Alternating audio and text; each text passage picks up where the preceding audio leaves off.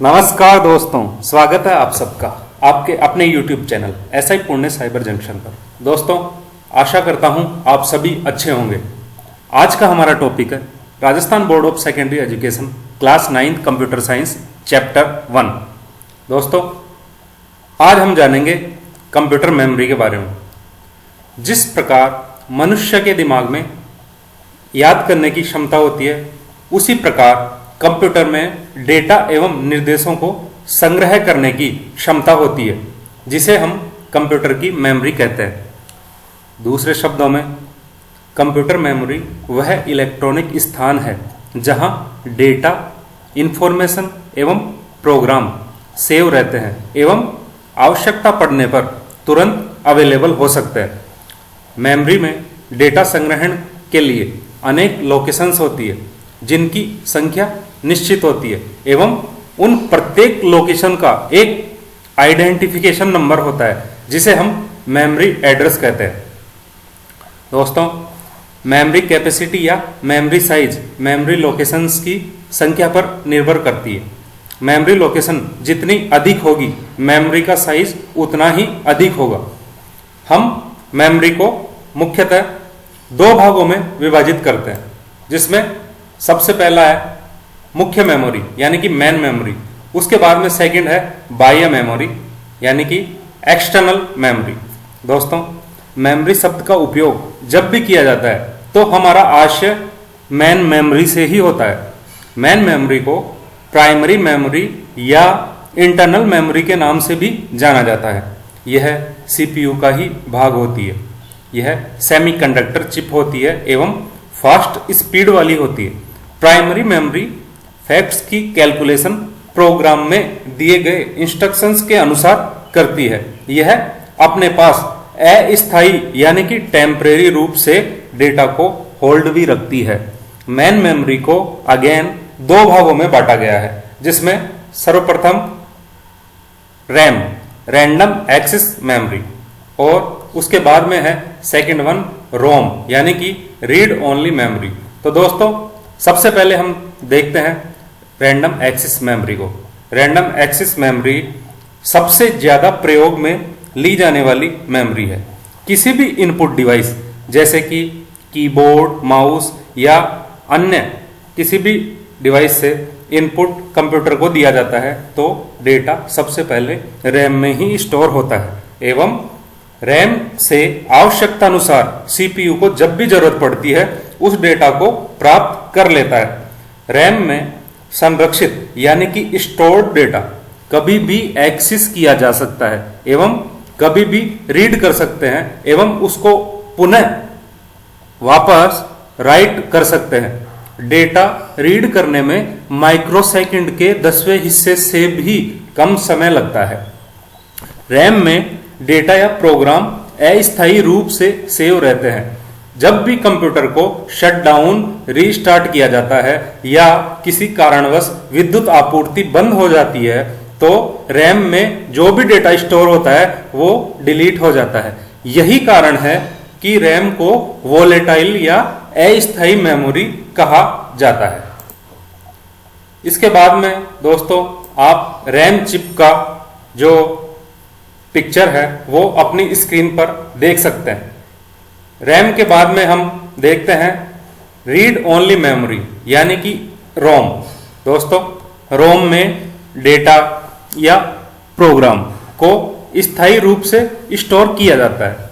रोम का मुख्य उद्देश्य कंप्यूटर के लिए आवश्यक डेटा एवं इंस्ट्रक्शंस को स्थायी रूप से सेव करना रहता है, ताकि यह पता चल सके कि हार्डवेयर कैसे स्टार्ट होना चाहिए एवं स्टार्ट होते समय क्या टास्क परफॉर्म करनी है, जिसका सबसे अच्छा उदाहरण हम बायस चिप, जो कि बेसिक इनपुट आउटपुट सिस्टम के नाम से जानी जाती है, उससे हम ले सकते हैं। बायस में कंप्यूटर का बूटिंग प्रोग्राम स्टोर रहता है और कंप्यूटर को हम जब भी स्टार्ट करते हैं स्वतः ही कंप्यूटर बायस से सूचना ग्रहण कर बूट हो जाता है और हमारा ऑपरेटिंग सिस्टम ऑटोमेटिक कंप्यूटर के अंदर लोड हो जाता है एवं हमारा कंप्यूटर स्टार्ट हो जाता है। रोम में स्टोर्ड प्रोग्राम चेंज या डिलीट नहीं किए जा सकते, उन्हें केवल रीड किया जा सकता है। रोम मेमोरी स्थिर मेमोरी होती है, अर्थात विद्युत सप्लाई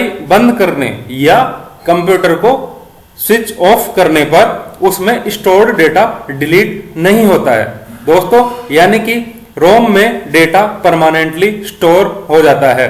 जैसे हम रैम में देखते हैं कि करंट सप्लाई बंद होने से या कंप्यूटर को टर्न ऑफ करने से रैम में स्टोर डेटा वापस डिलीट हो जाता है, लेकिन रोम में ऐसा बिल्कुल भी नहीं होता है। कई प्रकार के ऑटोमेटिक टॉयज एवं अन्य कई इलेक्ट्रॉनिक उपकरण आदि में रोम का उपयोग होता है।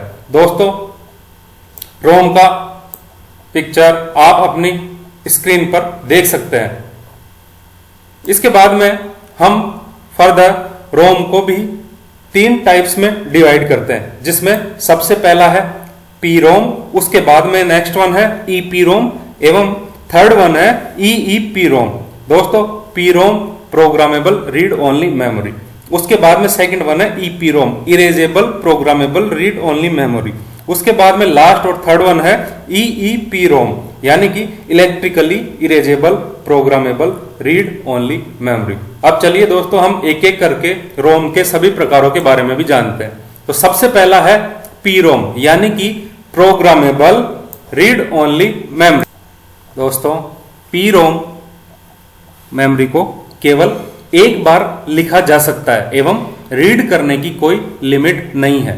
यह राइट वंस रीड मैनी सिद्धांत को फॉलो करती है, यानी कि जब इसका निर्माण होता है तो उसी टाइम डेटा इसमें एक बार राइट किया जा सकता है, उसके बाद में हम केवल डेटा को रीड कर सकते हैं। यही पी रोम की विशेषता होती है। इसके बाद में हम सेकंड पी रोम ई पी रोम यानी कि erasable programmable read only memory. दोस्तों, इस मेमोरी में स्टोर्ड डेटा को हम अल्ट्रावायलेट रेज यानी कि पराबैंगनी किरणों का उपयोग करके डिलीट कर सकते हैं एवं पुनः नया प्रोग्राम या डेटा उसके अंदर लोड कर सकते हैं।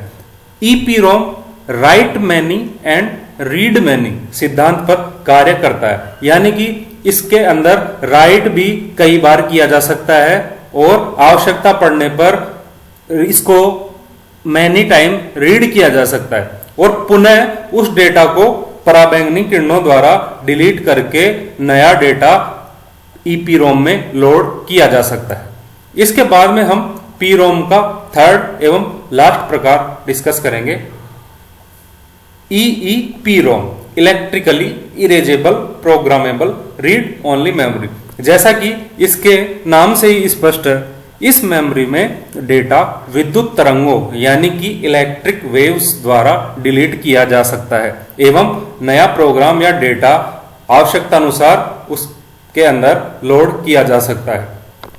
ईईपीरोम भी right many and read many सिद्धांत पर कार्य करता है। दोस्तों, इसके बाद में हम देखते हैं एक्सटर्नल यानी कि बाह्य मेमोरी। दोस्तों, डेटा को परमानेंटली स्टोर करने के लिए हम एक्सटर्नल मेमोरी की आवश्यकता होती है। इस मेमोरी को सेकेंडरी मेमोरी भी कहा जाता है। यह मेमोरी मैग्नेटिक या ऑप्टिकल अर्थात चुंबकीय या प्रकाशीय होती है। सेकेंडरी मेमोरी में सेव डेटा हमेशा सेव रहता है एवं कंप्यूटर को बंद करने पर विद्युत सप्लाई चली जाने पर भी नष्ट नहीं होता है। बाह्य मेमोरी के एग्जाम्पल्स में हम हमारे कंप्यूटर्स में यूज की जाने वाली हार्ड डिस्क, पहले जो हार्ड डिस्क की जगह यूज ली जाती थी फ्लॉपी डिस्क जिसकी मेमोरी बहुत कम होती थी। इसके अलावा मैग्नेटिक टेप जो भी पहले बहुतायत से यूज की जाती थी। वर्तमान में एक्सटर्नल मेमोरी के प्रकार में सर्वाधिक लोकप्रिय हार्ड डिस्क है। इसको हम सभी लैपटॉप्स, कंप्यूटर्स आदि पर यूज करते हैं। इसके बाद में हम दोस्तों चलते हैं यूनिट्स ऑफ मेमोरी यानी मेमोरी की इकाइयों की तरफ। दोस्तों, मेमोरी में सूचना बिट के रूप में स्टोर की जाती है। आप सभी जानते हैं कि बिट बाइनरी डिजिट से मिलकर बना होता है। दोस्तों, कंप्यूटर की पूरी internal processing binary number system पर ही आधारित है।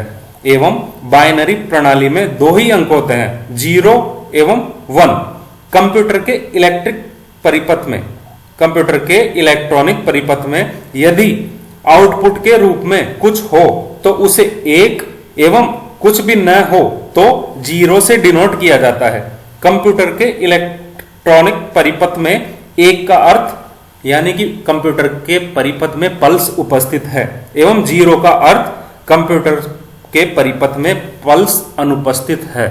कंप्यूटर में समस्त डेटा 0 या 1 में ही स्टोर होता है, किंतु हमारे द्वारा कंप्यूटर को सारी सूचनाएं 0 या 1 में देना बहुत ही टफ कार्य है, क्योंकि अगर हम एक सिंगल अल्फाबेट भी कंप्यूटर के अंदर एंटर करते हैं तो उसकी वैल्यू भी 0 1 में लिखना हमारे लिए पॉसिबल नहीं है एवं बहुत ही जटिल कार्य है। अतः यूजर समस्त इनपुट अपनी स्वयं की भाषा में ही देता है एवं कंप्यूटर उसे अपनी भाषा यानी बिट में अपने आप ऑटोमेटिकली चेंज कर लेता है।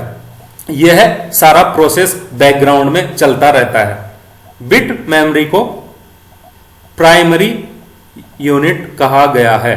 यह मेमोरी का प्राइमरी यूनिट है, किंतु अत्यधिक छोटी होने के कारण सामान्यतः मेमोरी मापन में बाइट का उपयोग होता है। एक बाइट में 8 बिट होते हैं। बिट एवं बाइट के बीच में भी एक इकाई होती है जिसे हम निबल के नाम से जानते हैं। एक निबल में 4 बिट होते हैं। तो इसके बाद में दोस्तों हम देखते हैं मेमोरी के प्रकार, मेमोरी की विभिन्न इकाइयां। सबसे पहले बिट जिसके बारे में हम डिस्कस कर चुके हैं, उसके बाद में है निबल। एक निबल में 4 बिट होते हैं। इसके बाद में नेक्स्ट है बाइट। एक बाइट में 8 बिट होते हैं। इसके बाद में है केबी। एक केबी में 1024 बाइट होते हैं। फिर उसके बाद में है एमबी। एक एमबी में 1024 केबी होते हैं। इसके बाद में है जीबी। एक जीबी में 1024 एमबी होते हैं। इसके बाद में है टीबी। एक टीबी में 1024 जीबी होते हैं। इसके बाद में है पीबी, पेटाबाइट। एक पेटाबाइट में 1024 टीबी होते हैं। इसके बाद में है एक्साबाइट। एक एक्साबाइट में 1024 पेटाबाइट होते हैं। इसके बाद में है जेटाबाइट। जेटाबाइट में एक जेटाबाइट में 1024 एक्साबाइट होते हैं। इसके बाद में है योटाबाइट। एक योटाबाइट में 1024 जेटाबाइट होते हैं। इसके बाद में है ब्रोंटोबाइट। एक ब्रोंटोबाइट में 1024 योटाबाइट होते हैं। इसके बाद में लास्ट है जियोबाइट। एक जियोबाइट में 1024 ब्रोंटोबाइट होते हैं। तो दोस्तों ये था हमारा मेमोरी का चैप्टर। तो अगर आपको ये वीडियो अच्छा लगा है तो वीडियो को लाइक और शेयर करना ना भूलें एवं चैनल को सब्सक्राइब करना ना भूलें। Thanks to all.